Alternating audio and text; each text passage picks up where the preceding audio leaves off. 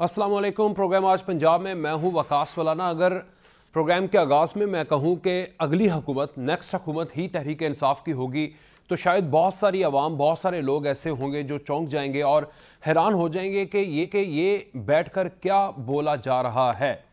जी हाँ, हुकूमत बनाने के लिए पाकिस्तान में कुछ लवाजबात होते हैं। सबसे पहले अगर अवाम की नब्ज़ के ऊपर एक तो महंगाई को कम करना, अवाम को सहूलत प्रोवाइड करना, और ये मौजूदा सूरत हाल के अंदर पाकिस्तान तहरीक इंसाफ अगर मैं ये कहूँ कि नेक्स्ट इलेक्शन में जीतने वाली है तो आप शायद महंगाई की सूरत हाल के ऊपर देख कर तो नहीं मानेंगे, लेकिन कुछ पैरामीटर्स हैं जो कि KPK के अंदर किए थे और अब पंजाब में करने जा रहे हैं। पाकिस्तान के अंदर अगर आपने हुकूमत बनानी है और फिर उसके बाद उसका तसलसल को कंटिन्यू रखना है तो उसमें एडमिनिस्ट्रेशन बड़ी अहम है, जिसमें सबसे अगर मैं बात कर लूँ तो तीन चीज़ें बड़ी अहम हैं। एक, डेवलपमेंट सेक्टर, जिसमें आप सड़कें, नालियाँ, गलियाँ वगैरह लोगों की बनवाते हैं मोहल्ले लेवल के ऊपर, निचले तबके पे जाके। अगर ये आप काम करते हैं तो यहाँ पर वोट तो मिल जाता है उस MPA को, उस काउंसलर को, फिर MPA को, MNA को, और फिर आपके जो लेजिस्लेचर हैं वो बढ़ती जाती है और आप हुकूमत में आके बैठ जाते हैं। साथ ही आवाम को सहूलत प्रोवाइड करने के लिए जहाँ पर महंगाई है वो तो बड़ा फिगर है, लेकिन अगर आप किसी की गली बना देंगे, सड़क बना देंगे और फिर वोट ले लेंगे, जो कि एक प्रैक्टिस रही है, तो शायद सिर्फ उसका वोट खरीदेंगे। लेकिन अगर आप किसी इंसान की जान बचा देंगे तो उसकी ज़िंदगी ही खरीद लेंगे, किसी प्यारे की जान बचा देंगे। मैं बात कर रहा हूँ कि सेहत के सेक्टर में अगर कोई इनकलाब आता है तो वहाँ पर लोग उस पार्टी से, उस चीज़ से बहुत मोहब्बत करते हैं। पीपल्स पार्टी सिंध के अंदर दावे करती रही, पंजाब के अंदर मुस्लिम लीग नून कहती रही, KPK के अंदर जो मॉडल तहरीक इंसाफ लाई, दो चीज़ों के ऊपर, पुलिस रिफॉर्म्स और सेहत के ऊपर, वो कहते रहे कि हमने काम किया, जिसकी वजह से हम दोबारा वहाँ पर इलेक्शन जीते हैं। और अब पंजाब के अंदर भी इनकलाब, और अगर पंजाब के अंदर ही ऐसा काम हो जाता है जो भी मैं आपको बताने वाला हूँ, तो फिर नेक्स्ट इलेक्शन में तहरीक इंसाफ, जो मैंने पहले कहा कि वो जीती हुई नज़र आ सकती है। पंजाब में वज़ीर आज़म ने कहा कि पाकिस्तान सेहत कार्ड जो है उसका इजरा करने जा रहे हैं। 440 अरब रुपए का ये बजट है, पैकेज है, जो कि 3 सालों के अरसे में अवाम को मिलेगा। 50,000 कम से आमदनी वालों को एहसास कार्ड मिलेगा। 440 अरब, अगर इसमें ये कोई एम्बेजलमेंट ना हो, इसमें कोई खुर्द बुर्द ना हो, सही तरह से अवाम तक पहुँचे और ये सिर्फ कागजों की हद तक न रहे, अवाम तक पहुँचे, तो जो पहली स्टेटमेंट थी वो यकीनन तहरीक इंसाफ पंजाब के अंदर बहुत बड़ा अपसेट कर सकती है, पर्टिकुलरली मुस्लिम लीग नून को। ये जी मुंतखब सरकारी और निजी हॉस्पिटल में दाखिले का तरीक़ाकार नया पाकिस्तान सेहत कार्ड के हवाले से जो ऐड आ रही है उसमें यह है कि नया पाकिस्तान सेहत कार्ड होना चाहिए, असल कौमी शनाख्ती कार्ड, और बच्चों के बेफाम और हॉस्पिटल के इस्तकबालिये पर इस प्रोग्राम का नुमाइंदा रहनुमाई के लिए मौजूद होगा। कौमी शनाख्ती कार्ड की जाँच के बाद नुमाइंदा मुतल्लिका शोबे तक रहनुमाई भी करेगा। अगर ये सारी चीज़ें सही तरह से हो जाती हैं तो फिर तहरीक इंसाफ को पंजाब के अंदर अपनी सियासत और अवाम के अंदर अवाम के दिल में जगह बनाने के लिए कोई भी रोक नहीं सकता। इस पे बात करेंगे। और फिर पाकिस्तान मुस्लिम लीग नून की सियासत इस वक्त कहाँ पर खड़ी है। उन्होंने पंजाब के अंदर अपसेट करना है, पंजाब हो या पूरी मुल्क हो, उस सियासत के अंदर दोबारा से उन्होंने पहले नंबर पर आना है, हुकूमत बनाने के वो ख्वाब देखते हैं। लेकिन अगर घर की सियासत यूं ही चलती रहेगी, आज फिर शाहिद खाकान अब्बासी के हवाले से खबर चली, उनका बयान एक प्रोग्राम के अंदर, उन्होंने कहा कि कुछ भी हो जाए मरीम नवाज तो कभी भी हमारी प्राइम मिनिस्टर की कैंडिडेट नहीं हो सकती। जब भी इलेक्शन होंगे जो शहबाज शरीफ साहब हैं वही कैंडिडेट होंगे। मरीम नवाज़ के हवाले से कहा जाता है कि एक धड़ा है, उनकी फ़ैन फॉलोइंग ज़्यादा है, क्राउड पुलर हैं, वही जलसों में रंग जमाती हैं। 2018 से पहले जो एफिडेविट आज इस्लामाबाद हाई कोर्ट के अंदर भी आ रहा है, उस एफिडेविट में साबिक जज ने भी कहा कि मरीम नवाज़ प्लस नवाज शरीफ को जेल में रखा जाए तो ही इलेक्शन में फ़ायदा हो सकता है। ये सारी चीज़ें जो एक पूरी मिथ बनी है कि जिसमें मरीम नवाज़ होंगी तो ही इलेक्शन जीता जाएगा, और अगर वो कैंडिडेट नहीं, इस तरह के बयानात शाहिद खाकान अब्बासी साबिक वज़ीर आज़म की तरफ से आएंगे, तो मुस्लिम लीग नून की सियासत कहाँ पर खड़ी होगी। क्या ये वाकई ही नवाज शरीफ साहब का भी फैसला है, इसके ऊपर बात करते हैं। सेनेटर राना मकबूल साहब पाकिस्तान मुस्लिम लीग नून से, साबिर बलोच साहब पाकिस्तान पीपल्स पार्टी से, जमशेद इकबाल चीमा साहब पाकिस्तान तहरीक इंसाफ से हमारे साथ मौजूद हैं। बहुत शुक्रिया साहब आप सबका। सर साबिर बलोच साहब, मैं अगर आपसे आगाज़ करूँ, पाकिस्तान पीपल्स पार्टी तो बड़ा ख्वाब देख रही थी, ये जिस तरह लाहौर के अंदर हुआ, सेकंड नंबर पे पोजीशन आई, 5,000 से आप 32,000 33,000 वोट लेकर आए। तहरीक इंसाफ माइनस थी, इस वजह से जमशेद इकबाल चीमा साहब भी आपके साथ मौजूद है, वो नहीं लड़े इलेक्शन, तो जहां कहा जा रहा है कि आपने बहरहाल वोट तो लिया। अगर तहरीक इंसाफ ये काम कर जाती है, नया पाकिस्तान सेहत कार्ड का इजरा पंजाब के अंदर, आप क्या मुस्लिम लीग नून भी पहले दूसरे नंबर पर नहीं आ सकती? सर देखिए विकास, बात यह है कि पीपल्स पार्टी ने वहां अगर गेन की है तो पीपल्स पार्टी पंजाब में बहुत बड़ी जमात रही है। पीपल्स पार्टी जो है ना का बेस रहा है पंजाब, और हम हमेशा पंजाब से जीतते रहे, मेजॉरिटी से जीतते रहे, जुल्फिकार अली भुट्टो साहब के चेयरमैन के जमाने में। अच्छा, उसके बाद इवन बेनजीर साहबा के जमाने में, जरदारी साहब जब सदर बने थे उस जमाने में, ये पीपल्स पार्टी का गढ़ रहा है। किसी वजह से, कुछ वजूहात की वजह से हमारे वर्कर्स वो थोड़ा सा इनएक्टिव हो गए। लेकिन अब बात यह है कि उन्होंने जब इनकी हुकूमत को देखा, इनके तरीकेकार को देखा, नवाज शरीफ को देखा, इमरान खान को जब देखा, तो अब हमारे जो जियाले थे उनका फर्ज है कि वो अब अपना रोल अदा करें। अब वो आहिस्ता आहिस्ता वो वापस अपने पैटर्न पे आ रहे हैं और अपनी होम जो उनका घर है वहां पे आ रहे हैं, पीपल्स पार्टी में फिर से एक्टिव हो रहे हैं। अब आइंदा आप देखें इंशाअल्लाह ताला, ये तो जो है ना 1 महीने की यानी जनाब जरदारी साहब की और चेयरमैन बराबर साहब की मेहनत थी, एक महीने में आके बैठ गए। अब इंशाअल्लाह ताला भी आएंगे, वहां पर बैठेंगे, अपने लोगों को मोबिलाइज करेंगे, अपने लोगों को जो है ना उनको फिर से एक्टिव करेंगे। अब ठीक हो जाएगा। अब आप देखें इंशाअल्लाह, यदि कुछ वक्त के बाद अब आप देखें कि पीपल्स पार्टी वहां की सबसे बड़ी जमात होगी, इसलिए कि पीपल्स पार्टी का वहां पे अपना जो है ना बेस बनाना या पीपल्स पार्टी को कमबैक करना, ये कोई जो ना पीपल्स पार्टी की नई बात नहीं है। इंशाल्लाह ताला हमारा कमबैक होगा और पंजाब सर, में, पंजाब के अंदर लाहौर में अगर आप कम बैक करेंगे तो उसके लिए आप कोई सिंबल भी देंगे ना? जिस तरह पंजाब के अंदर तहरीक इंसाफ केपीके से उठ के आई तो 2 चीजें लेकर आई, एक सेहत के हवाले से, दूसरा पुलिस, जो कि मैं इंट्रो में भी बात कर रहा था, और यहां पर भी वो इनकलाब लाने की बात कर रहे हैं। अगर वो कामयाब हो जाते हैं, उनके पास एक मॉडल मौजूद है। आपके पास सिंध में क्या मॉडल मौजूद है जो आके आप पंजाब के अंदर बेचेंगे और आप कहेंगे कि हमें वोट दो, हम हैं यहां पर हुकूमत बनाने और आवाम को सहूलत देने वाले? भाई देखिए, मैं बताऊं आपको कि पीपल्स पार्टी जो है ना, आप पीपल्स पार्टी का रिकॉर्ड देखें, पीपल्स पार्टी की खिदमत देखें जो पाकिस्तान के लिए की है, पाकिस्तान के अवाम के लिए की है। राइट फ्रॉम जुल्फिकार अली भुट्टो के जमाने में देखें कि पंजाब में जो भुट्टो साहब से पहले जो एक साजिश की सियासत चलती थी, लेकिन उन्होंने उसको खत्म करके सियासत गरीब अवाम के हाथ में दे। ठीक। आप पहले देखें कि वहां पर अब जो है ना गरीब अवाम बाशऊर है और उसको पता है कि सियासत क्या होती है। ये शऊर और ये कॉन्शियसनेस देना, ये पीपल्स पार्टी और पीपल्स पार्टी की क़यादत का जो है ना ये उनका काम है कि जो उन्होंने किया। उसके बाद बेनजीर साहिबा को आप देखें, उन्होंने जो मेहनत की, जरदारी साहब ने 18वीं तरमीम ला के पंजाब के खिलाफ जो छोटे सूबों में नफरत थी, उस नफरत को खत्म कर दिया, सबको जो है ना वो ऑन बोर्ड किया। और पंजाब की सबसे बड़ी खिदमत जो पीपल्स पार्टी ने की है वो ये है कि जनाब के यानी तीनों सूबे हमेशा पीपल्स पार्टी ठीक सर। पंजाब के खिलाफ गैंग अप रहे और उसने उस तासर को खत्म कर दिया, उस असर को खत्म कर दिया जो पंजाब के खिलाफ था। अब तो पंजाब के खिलाफ अब वो बात नहीं रही दूसरे छोटे सूबों में जो पहले थी। ये काम पीपल्स पार्टी ने किया, जनाब जरदारी साहब ने किया। लिसानियत को आप कह रहे हैं कि आप लोगों ने खत्म किया और नेशनलिज्म को प्रमोट किया। सर, आपका पॉइंट आ गया, आपने साथ रहना है। आपसे मजीद बात करते हैं। सेनेटर राना मकबूल साहब, बहुत शुक्रिया। सेनेटर साहब, आप लोगों ने शहबाज शरीफ साहब को बेहतरीन एडमिनिस्ट्रेटर के तौर पर पाया पंजाब के अंदर, बिलखसूस लाहौर के अंदर, और तहरीक इंसाफ का और बाकी अपोजिशन जमात का ये आपकी हुकूमत में गिला रहा कि लाहौर को गढ़ बनाते जा रहे हैं, जनूबी पंजाब पे गौर नहीं किया, और वही जो है सेंट्रल पंजाब से अपने सीटें ज़्यादा ली जनूबी एज़ कम्पेयर टू जनूबी पंजाब। लेकिन बहरहाल वो फेज़ तो गुजर गया।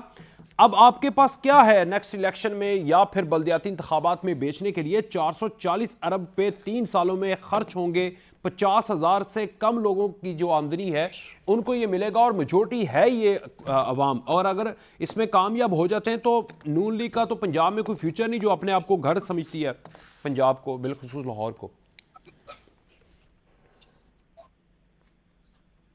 सेनेटर साहब, आवाज थोड़ी कट रही है। जी जी जी, मैं अर्ज करता हूँ, कोई ऐसी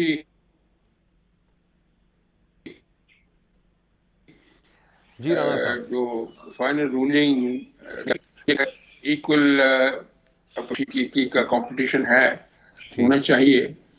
अगर ईमानदारी से कोई टेम्परिंग ना हो, कोई टिंकरिंग ना हो, ये बड़ी अच्छी बात है कि डेमोक्रेटिक फोर्सेस जो हैं अपनी अपनी कारकर्दगी की बुनियाद पर लोगों को कन्विंस करें और इलेक्शन लड़ें, तो फिर पता चल जाएगा कौन पॉपुलर है, कौन पॉपुलर नहीं है। ये अच्छा। जो हम गेस कर रहे हैं, असेसमेंट कर रहे हैं, जब इलेक्शन की फिजा बनती है तो बहुत सारी चेंजेस आती हैं। जहां तक आप मुस्लिम लीग की अपनी गुडविल की बात कर रहे हो, मुस्लिम लीग का वोट टेक्सचर बड़ा डिफरेंट है बाकी पार्टी से। जब ये जुलूस निकालेंगे तो उस तरह के नहीं होते, लेकिन जब वोट पड़ते हैं, क्योंकि बहुत सारे घर में रहने वाले लोग, पर्दादार खातीन, बहुत सारी वो वोटर देती है, इनकी तादाद 40%, 45%, 52% है। तो इसलिए आपने देख लिया उस वक्त भी मुस्लिम लीग ने इलेक्शन जीता था 1993 में। आपको याद होगा कि जब मियां नवाज को निकाल दिया गया था, और किन्होंने निकाला था वो भी आपको पता है। लाहौर की 9 सीटों में से 8 सीटें इनकी थी, सारी की सारी पिंडी की सीटें इनकी थी, गुजरांवाला की सीटें इनकी थी। ये एक जनरली पॉपुलर लीडरशिप है, हमें ये मान लेना चाहिए। अब आ जाए, अगर आप 2018 के सर ये देखें ना, आपने जो पॉइंट दे दिया था, आपने कहा आपको जलसों में पता था आवाम कि नहीं इनको होती निकाला गया और है, वोट इनको ज्यादा आ नहीं डाल सकते। देते, तो जो और वोट उसके लिए वो बाद आपके सामने है। आपके पास मेरी बात सुन लेना सर मेरी जी। पहले बात सुन ले। मैं सिर्फ एक फैक्ट की एनालिसिस कर रहा हूँ। अब आगे जब आएगा तो लोगों को इजाजत होनी चाहिए, कोई एक्सट्रेनियस फैक्टर उसमें ना आए, लोग खुद असेसमेंट करें और वोट दें। दूध का दूध, पानी का पानी हो जाएगा। हमें इस चीज की परेशानी क्या है?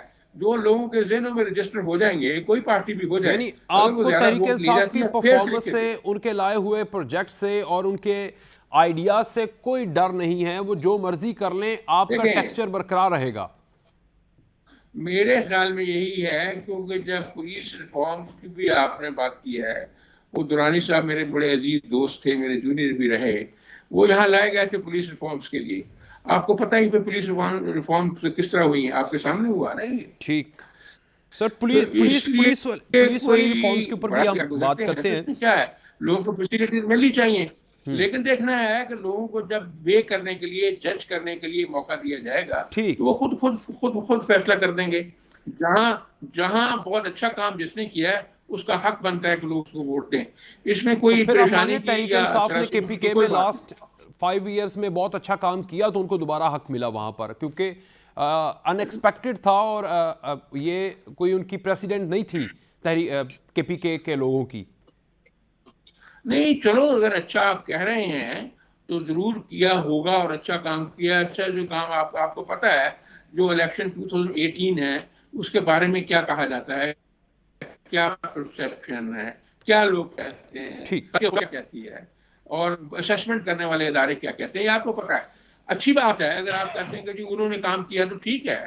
तो आप अगले इलेक्शन की बात करें, आप पिछले इलेक्शन को छोड़े ना। ठीक आप है, देखते हैं जिन्होंने अगले अच्छा इलेक्शन की काम बात किया करें। होगा। अगर नून लीग ने अच्छा किया तो लोग असेस करेंगे, ठीक अगर सर। पीटीआई ने अच्छा किया लोग असेस करेंगे, अगर पीपल्स पार्टी ने अच्छा चीमा किया। साहब। इसमें हम इस चीज के एक रिकमा रोल में, गोरख धंधे में क्यों फंसते हैं? Let's be fair in our thinking कि जी ठीक है, जो अच्छा काम करे आगे बढ़े, लेकिन कॉन्स्टिट्यूशन से कोई एक्सट्रीनियस फैक्टर्स ना आए, कोई टेम्परिंग ना हो, ठीक। कोई इन्फ्लुएंसिंग ना हो, कोई जो है राणा साहब। रिगिंग ना हो किस तरीके से। तो ठीक है, जो जीता जीत है, इसमें ओके। क्या परेशानी वाली कौन सी बात है? बल्कि खुशी की बात है कि अगर डेमोक्रेटिक ट्रेडिशंस को आप होल्ड करने में कामयाब हो जाए तो ये मुल्क के लिए बहुत बेहतर है। ठीक यह है है कि राणा थोड़ा साहब, जोर आपका आप कह फेयर रहे हैं इलेक्शन कि पे होना चाहिए।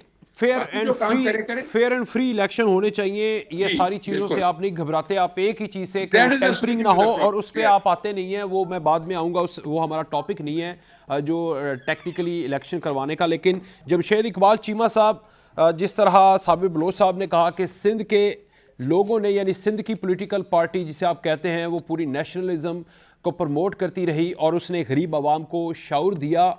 और दूसरी तरफ राना मकबूल साहब कह रहे हैं कि फ्री एंड फेयर इलेक्शन होंगे तो हमें किसी किस्म का कोई डर नहीं होगा, आप लोग जो मर्जी कर लें, फ्री एंड फेयर इलेक्शन करवा दें तो आप जीत के दिखा दें, नहीं हो सकता आपसे।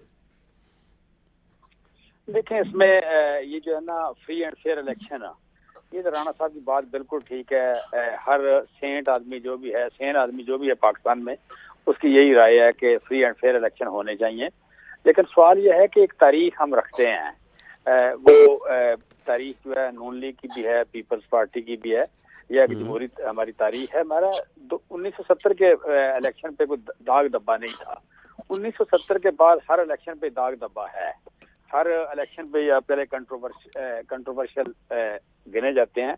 सो उसमें इलेक्शन 3 इलेक्शन जीते हैं नून लीग ने, तीनों पे दाग हैं। उससे पहले आप कह लें कि जिस तरह 1985 का इलेक्शन जो था, जिसमें मुस्लिम लीग आई, जुनैजो साहब और नवाज शरीफ साहब आए, वो भी इलेक्शन दागदार थे। सो मैं समझता हूँ कि ये अचानक कस्टोडियन बन गए हैं, मुस्लिम लीग वाले तो बन गए custodian free and fair election के। इस हिस्ट्री के होते हुए तो ये बड़ी दिलेरी की बात है कि इतनी बड़ी हिस्ट्री होते हुए आप कस्टोडियन बन जाए फ्री एंड फेयर इलेक्शन के। लेकिन मैं समझता हूँ कि अब ये काम हो जाना चाहिए, फ्री एंड फेयर इलेक्शन वाला काम हो जाना चाहिए। मैंडेट की इज्जत तब भी है कि मैंडेट जो है उसे माना जाए, मैंडेट को तस्लीम किया जाए। सो मैं राणा साहब की बात से बिल्कुल इत्तेफाक करता हूँ। लिहाजा उसमें ये जो इशू है जो फ्री एंड फेयर की बात कर रहे हैं, उसमें कोई इनिशिएटिव लेने पड़ेंगे।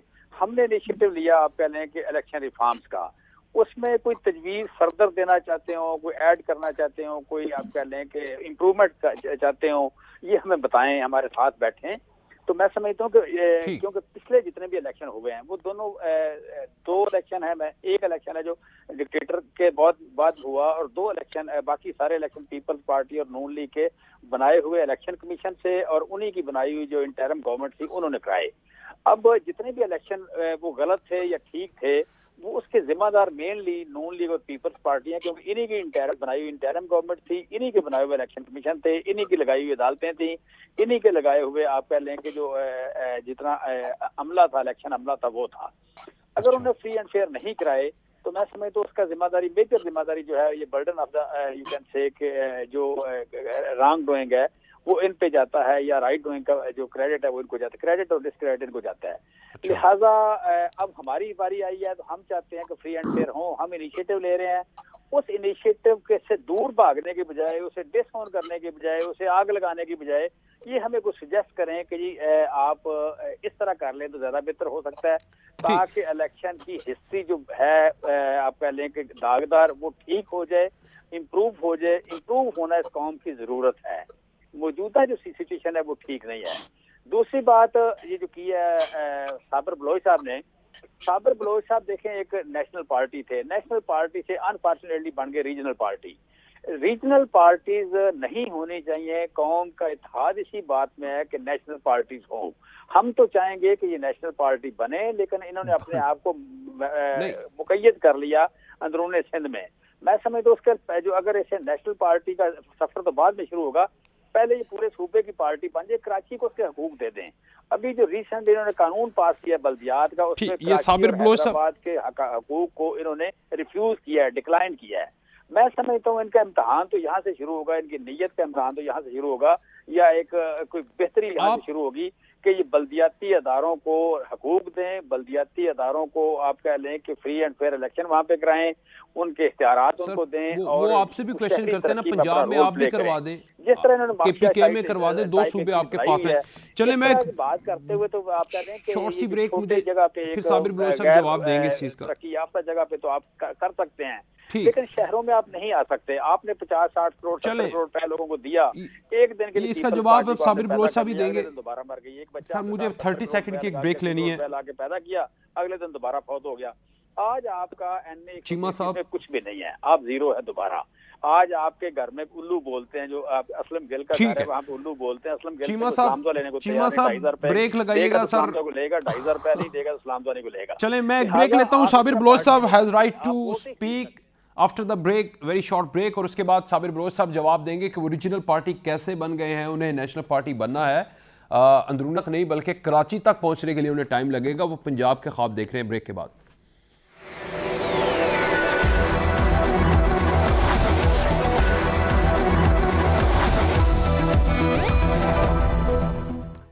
वेलकम बैक जी। ब्रेक से पहले पाकिस्तान तहरीक इंसाफ के सरकर्दा रहनुमा जमशेद इकबाल चीमा साहब वो ताबड़तोड़ हमले पाकिस्तान पीपल्स पार्टी और बिलखुसूस सिंध तक पूरी जमात के ऊपर कर रहे थे। भाई रीजनल जमात से बाहर निकले, ख्वाब क्या देख रहे हैं?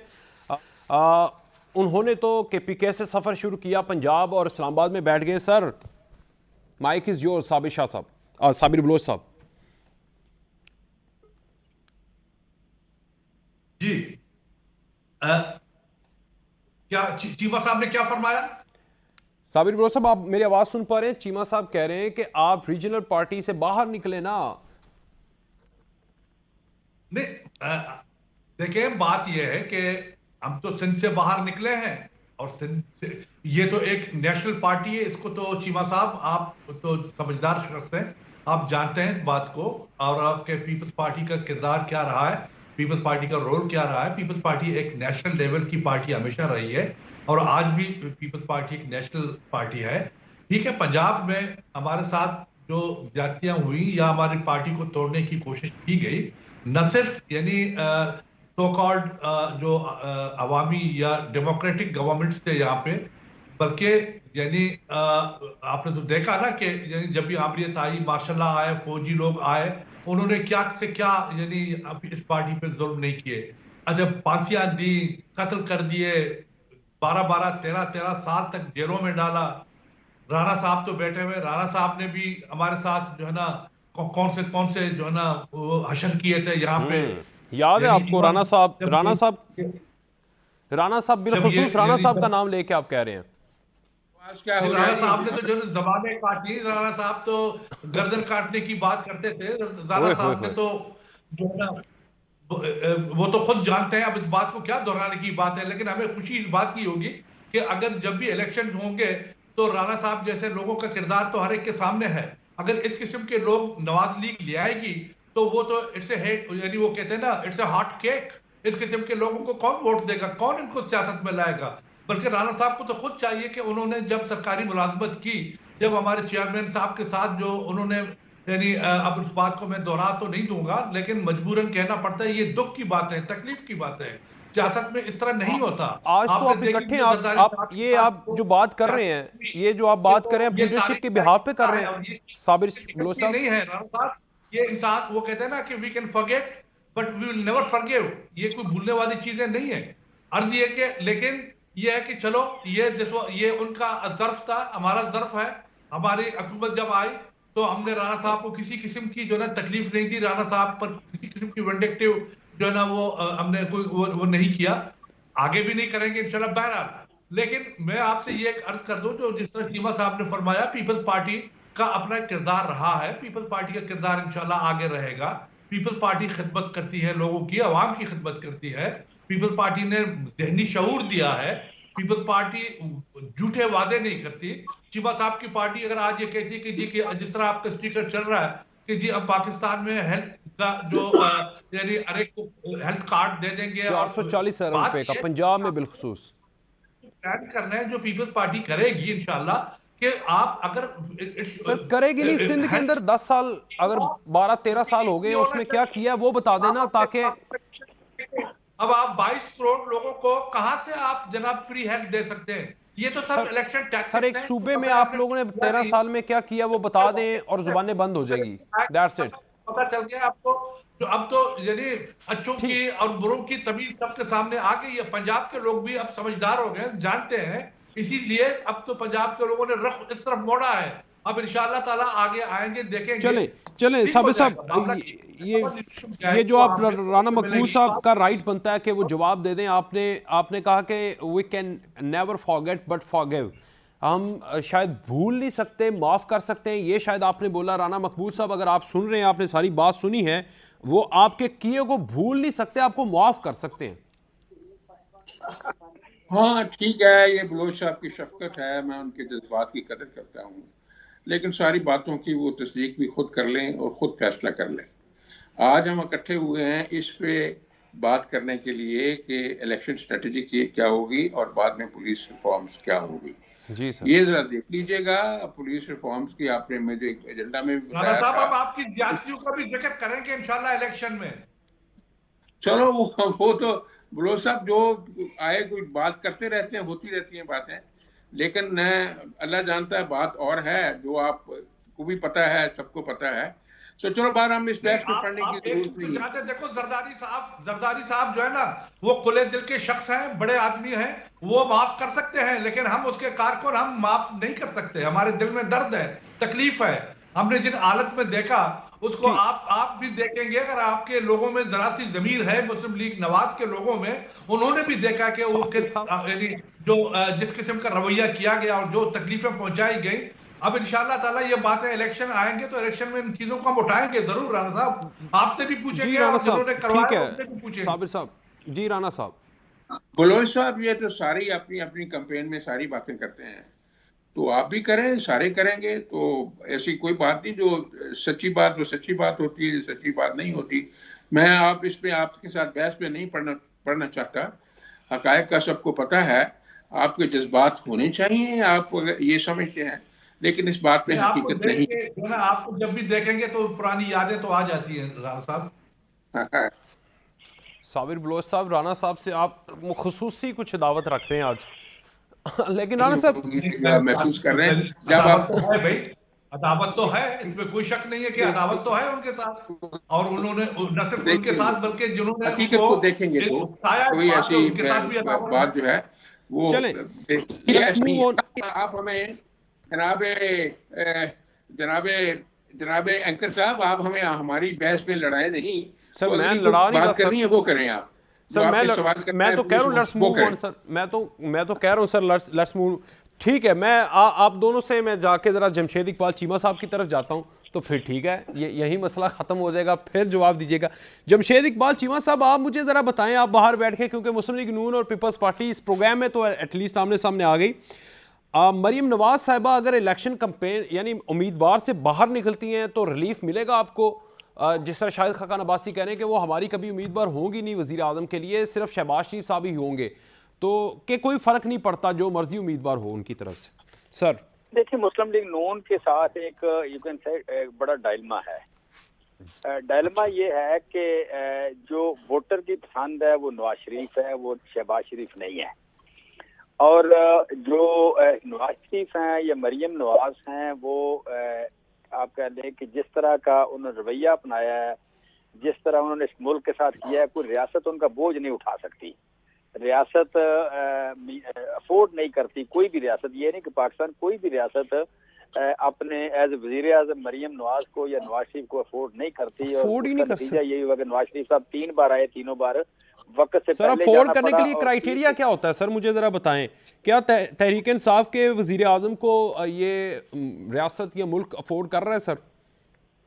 जी डेफिनेटली कर रहा है। देखें, मेरा अफोर्ड ना करने से मुराद ये है कि जब आप रियासत के खिलाफ ही काम कर रहे हो, जब आप उसके बार बार वज़ीर आज़म होते हुए तोड़ने की बात कर रहे हो, आप दूसरे मुल्क के वज़ीर आज़म के साथ, आपके दुश्मन मुल्क के वज़ीर आज़म के साथ आपके मशकूक तल्लुकात हों, डूबियस किस्म के तल्लुकात हों आपके, आप उसकी धमकी से अपने अदारों को ब्लैकमेल करें, आप अपनी इंफॉर्मेशन ऐसी लीक करें जो आपका लेके हकीकत में मबनी ना हो, और आप इंटरनेशनल अदारे आपकी उस इंफॉर्मेशन को बुनियाद बना के तो आपके मुल्क का नुकसान कर दें, आप पे पाबंदियां लगाने की कोशिश हो, आपकी इंटरनेशनल अदालतों में आपका बयान जो है एज ए सबूत और हो आप वज़ीर आज़म मुल्क के, तो एज ए वज़ीर आज़म आपका दिया हुआ बयान जो है, आपका एज ए वज़ीर आज़म दी हुई खबर जो है आपकी, वो इस्तेमाल हो आपके मुल्क के खिलाफ, तो इससे बड़ी बदकिस्मती क्या हो सकती है? और उसके बाद फिर आप इससे ज्यादा बेटर हो जाएं कि आप बार बार धमकी दें और मतलब इस बात पे अदारों को ब्लैकमेल करें कि हमें लेके आए, वरना जो है आपके साथ यही होगा। तो मैं समझता हूँ कि जो डायलमा की बात कर रहा था मरीम नवाज साहबा और नवाज साहब, इन दोनों को तो रियासत कोई भी रियासत, मैं समझता हूँ 193 मुल्क है दुनिया में, कोई भी रियासत इनको तो अफोर्ड ही नहीं करती। और शहबाज शरीफ साहब का वोट नहीं है। शहबाज शरीफ साहब की जो पर्सनैलिटी है वो क्या करना आप चाहिए? कह लें कि एक सेकंड मैन की, नंबर 2 की पर्सनैलिटी है। नंबर 1 वो लीडरशिप वाली बात नहीं है उनमें। अच्छा, किसी न किसी की नकल वो उतारते हैं, वो कभी कपड़े किसी की तरह पहनते हैं, वो मुस्कुराते किसी की तरह हैं, हैट किसी की तरह पहनते हैं। वो एक फॉलो करने वाली पर्सनैलिटी है, वो एक्टर ज्यादा हैं, लीडर थोड़े हैं। चलें, तो मैं समझता हूँ कि ये ये 2 पॉइंट आ गए आपके। ये डायलमा बन गया। दूसरा इनका ये सारा फोकस रह गया सेंट्रल पंजाब पे। ना इन्होंने जनूबी पंजाब को देखा, ना शिमाली पंजाब को देखा, ना केपी को देखा, ना बलूचिस्तान को देखा, ना सिंध में गए। तो उन्होंने सिंध को जरदारी साहब को दे दिया, उधर फजल रहमान साहब को दे दिया हजारा के अलावा। सो आज ये पार्टी सुकड़ गई। मैं जो पहले बात कर रहा था, देखिए ठीक। इशू क्या है। राणा साहब, इशू ये राणा है, साहब 3 पॉइंट्स। एक मिनट बुलाना सर, एक मिनट सुनना सर। मैं क्या, इशू जो है, इशू ये है कि कौमों की जिंदगी में जो होता है ना, आप कह लें कि यूनाइटेडनेस है, वो होती है कि हमारे हीरो इकट्ठे होते एक होते हैं। हमारा क्रिकेटर, हमारे बॉलर, हमारे बैट्समैन, हमारे स्क्वाश खेलने वाले, हमारे कबड्डी के खिलाड़ी, हमारे लीडर, पॉलिटिकल लीडर, हमारे फिर जल्दी वो एक जाना होते जरा। हैं। अगर सारे मुल्क में लीडर ना हो तो हमारी यूनिटी जो है वो हर्ट होती है।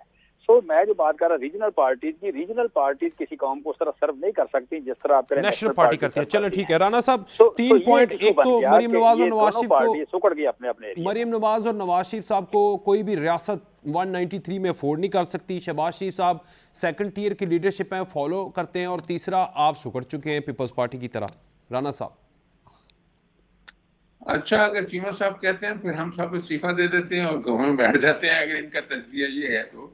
ऐसी सर बात वही तो आप नहीं दे है। नहीं रहे 1 साल से। एक पॉपुलर लीडर जो है, मेरी आप बात सुन ले जरा, ये पहली दफा नहीं कहा गया, ये 3 दफा कहा गया मियां नवाज को। जब मुशर्रफ के जमाने में ही वाज इन एग्जाइल, तो सारा जमाना कहता था कि अब ये नहीं आ सकते, अब इनका कोई फ्यूचर नहीं है। हेलो जी सर, आवाज आ रही है? मैं सुन रहा हूँ सर। यार बुलाओ, आवाज ही नहीं आ रही। जी सर, सुन रहे हैं। कोई फ्यूचर नहीं है, तो आप देखें फिर वो वापस आए। वो एक पॉपुलर लीडर है, उसकी बेटी यंग है और बहुत मेहनती है और काबिल है। इस तरह की रूलिंग से या फतवे से तो कोई लीडर खत्म नहीं हो जाता है। ये सारी गलतफहमी है हम लोगों की।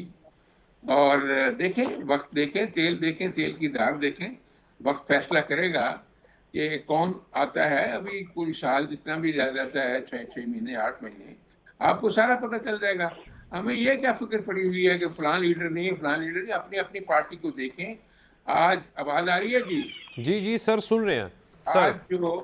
आज चीमा साहब सुन रहे हैं, तो चीमा साहब मैं नहायत अदब से गुजारिश करता हूँ।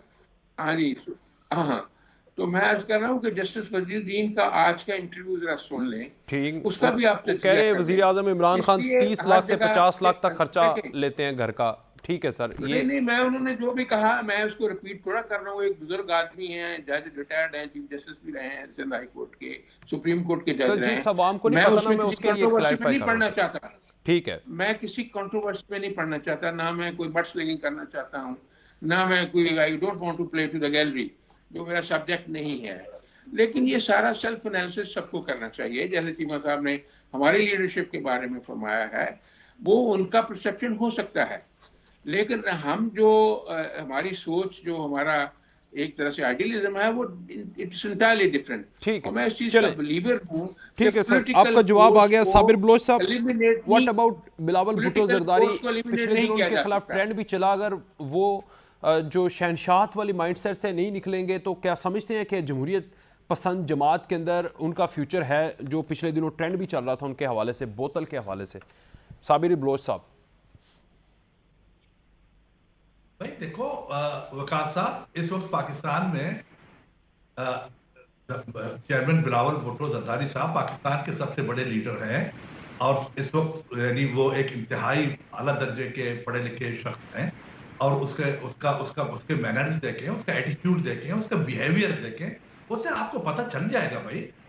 वो एक कमिटेड जो है ना एक पॉलिटिशियन है, एक सियासत जो है ना अपने वालिद साहब की तरफ से, अपनी वालदा साहबा की तरफ से, वो यानी इंतहाई मुअज़्ज़िज़ सियासी घराने से उनका ताल्लुक है। उन्होंने सियासत हमेशा बचपन से अपने घर में देखा है, उन वैल्यूज को देखा है। वो पाकिस्तान में is the only one who can play a very very important role in Pakistan के लोगों के लिए, उनकी जिंदगी को बेहतर बनाने के लिए।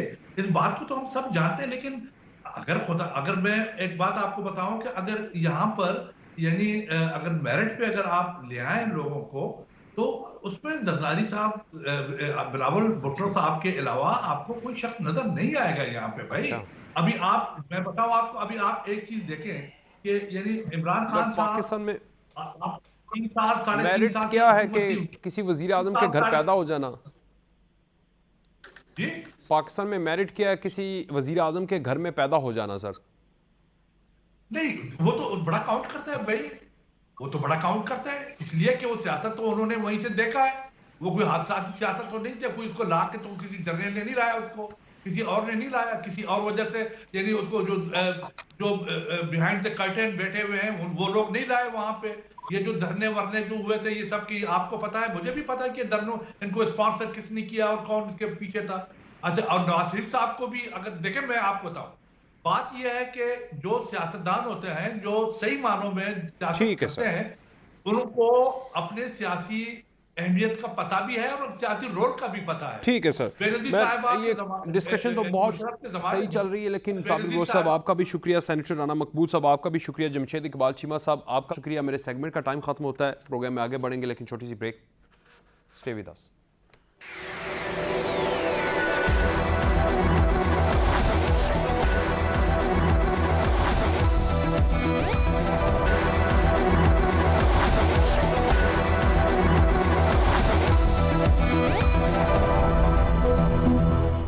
Welcome back. पाकिस्तान जैसे मुआशरे के अंदर पुलिस बड़ा अहम किरदार अदा कर रही है। KPK के अंदर तब्दीली लाई है हुकूमत, कहती रही और उसके बाद पंजाब के अंदर रिफॉर्म्स के लिए वहाँ से एक साबिक IG को यहाँ पर लाए, लेकिन वो मामला कहाँ तक पहुँचा। और अब आज नहज ये है कि वज़ीर आज़म अगर जलसा करे वहाँ पर तहरीक इंसाफ का रहनुमा पुलिस वाले को थप्पड़ मारे और उसके खिलाफ मुकदमा दर्ज हो जाए, तो ये मामलात कहाँ पर जा रहे हैं। और फिर एक साबिक IG बलोचिस्तान पंजाब चौधरी यकूब साहब शेखुपुरा से ताल्लुक, वो कह रहे हैं कि पुलिस में जाली मुकाबले होते हैं। मैं इस चीज़ का एतराफ़ करता हूँ और ये किसी भी हुकूमत को लाइल्मी में रख के नहीं होते, हुकूमत को यानी इल्म होता है। तो ये मामलात क्या पुलिस के मोरल को डिमोरलाइज करते हैं या फिर आज इसमें तब्दीली की ज़रूरत नहीं है, कब इसमें तब्दीली होगी? अमर किस चीज़ का है? ताहिर आलम साहब हमारे साथ मौजूद हैं, साबिक IG रहे हैं, बहुत शुक्रिया ताहिर साहब। ये जिस तरह साबिक IG आपके कुलीग कह रहे हैं, सीनियर हैं आपसे, कि होता है ये जाली मुकाबले होते हैं और हुकूमत इसमें इल्म रखती है। सर, अगर ये हुकूमत इल्म रखती है और जाली मुकाबले होते हैं तो अब कैसे हुकूमत वो रिफॉर्म्स करेगी, या हुकूमतें दावा करती हैं हमने रिफॉर्म्स किए हैं? देखें, हुकूमत हो या पुलिस हो, पुलिस भी स्टेट का इदारा है। दोनों का कंसर्न ये होता है कि क्राइम खत्म हो। अब क्राइम खत्म करने के लिए जो हमारा क्रिमिनल जस्टिस सिस्टम है वो इस काबिल नहीं है कि वो मुल्जिमों को करार बाकी सजा दिलवा सके। हम देखते हैं कि मुल्जिम जो है 4-4, 5-5 दफा जेल जाते हैं और फिर बाहर आ जाते हैं और फिर से आके वही क्राइम करना शुरू कर देते हैं। ये जो पुलिस मुकाबले होते हैं ये आम किस्म के मर्डरर जो होते हैं, जिन्होंने किसी इश्तिहाल में कत्ल कर दिया, दुश्मनी में कत्ल कर दिया, उनके नहीं होते। ये मुकाबले उन लोगों के होते हैं जिन्होंने बाकायदा बहुत ही जालमाना तरीके से कत्ल किया होता है या बेशुमार कत्ल किए होते हैं, डकैती के दौरान कत्ल किए होते हैं, पुलिस अफसरों को कत्ल किया होता है। तो इस किस्म के लोगों के लिए जब देखा यह जाता है कि लोग उनसे डरते हैं, उनके खिलाफ कोई स्टेटमेंट नहीं देते, तो फिर ये स्ट्रेटजी अपनाई जाती है ताकि इस किस्म के जराइम खत्म हो जाएं। हम देखते हैं कि घरों में जब रात को 1 बजे डाकू दाखिल होते हैं तो पुलिस को इतला 6 बजे मिलती है क्योंकि डाकू फिर सुबह तक घर में रहते हैं। पुलिस जब जाती है तो बाद घरों में हम देख लेते हैं जाके, अगरचे वो बेचारे घर वाले डरे सहमे हुए वो ख्वातीन ये नहीं कहती कि क्या उनके साथ क़यामत गुजरी, लेकिन बाज़ औक़ात ये पता चल जाता है कि डाकू यहाँ सिर्फ मालो दौलत लूट के नहीं गए बल्कि इज्जत का भी जनाजा निकाल कर गए हैं। तो उस वक्त उस पुलिस वाले के क्या जज्बात होते हैं, वो फिर उसके जहन में यही होता है। और फिर ये पब्लिक की डिमांड भी होती है ऐसे केसेस में, पब्लिक भी इस पर खुश हो रही होती है। पुलिस वाले की कोई जाती उनसे दुश्मनी नहीं होती, लेकिन पुलिस वाला अपने फर्ज की राह में अब लोगों के तहफ़्फ़ुज़ के लिए, इस किस्म के लोगों को कैफरे किरदार पहुंचाने के लिए वो अपने आप को खतरे में डाल लेता है, उसके बच्चों की जान को भी खतरा हो जाता है। यानी आप कह रहे हैं कि जाली मुकाबले इसलिए होते हैं कि प्रोसिक्यूशन रियासत के इदारे की कमजोर हो तो वहां पर कलम नहीं बल्कि गोली जो है वो ताकतवर ज्यादा हो जाती है, जिसकी वजह से उसको निपटा दिया जाता है ताकि बाद में ये प्रोसिक्यूशन में छुट जाएगा। और जिस तरह आपने एग्जांपल दी, दूसरा जो एक बात की साबिक IG साहब ने, और आप भी IG रहे हैं, आप भी बताइएगा, सियासी मुदाखलत। ये हुकूमत कहती रही कि सियासी मुदाखलत को माइनस करना है हर हुकूमत के अंदर। वो कह रहे हैं कि सियासी मुदाखलत के बगैर ट्रांसफ़र और पोस्टिंग मुमकिन ही नहीं थी, अगर DPOs लेवल के ऊपर भी देखा जाए। तो क्या ये आपके जब आप रहे IG तो ऐसा हुआ है कभी, या आपको ये फेस करना पड़ा है सर? इनफैक्ट सियासी मुदाखलत जो है वो अगरचे मुकाबले करने की वजह नहीं है, लेकिन सियासी मुदाखलत जो है वो जराइम के बढ़ने की एक बुनियादी वजह है। जब मनपसंद लोगों को लगाया जाता है, जब ऐसे लोगों को लगाया जाता है जो समझते हैं कि हमारा किबला और काबा महरो मंबर जो है ये सियासतदान है जिसने हमें पोस्टिंग दिलवाई है, तो वो उसी की सुनता है। नतीजा ये होता है कि क्राइम रेशो बढ़ना शुरू किस हो लेवल जाता तक है। ज्यादा होती है सर, लोगों की एसएचओ वजह लेवल पर या डीपीओ लेवल के ऊपर? से। ये जो सियासी मुदाखलत है वो एसएचओ लेवल पर भी होती है, इवन मुहर्रर लेवल पर भी होती है, डीपीओ लेवल पर तो होती ही होती है।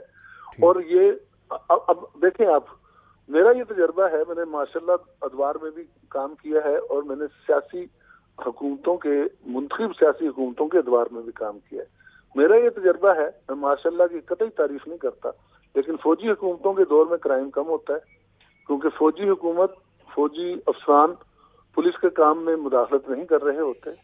सियासतदान की सियासत का मरकज ही पुलिस है। ठीक है सर, सियासतदान ज्यादा मुदाखलत करता है जिसकी वजह से क्राइम बढ़ता। आपने बड़ा अच्छा वैलिड पॉइंट रखा, बात तो मजीद भी कर सकते थे लेकिन प्रोग्राम टाइम खत्म हो चुका है। बहुत शुक्रिया ताहिर आलम साहब, आपने बहुत अच्छी बात की कि इस चीज़ को कर्टेल करना चाहिए। आज के प्रोग्राम से इतना ही, इजाज़त दीजिए, अल्लाह हाफिज़।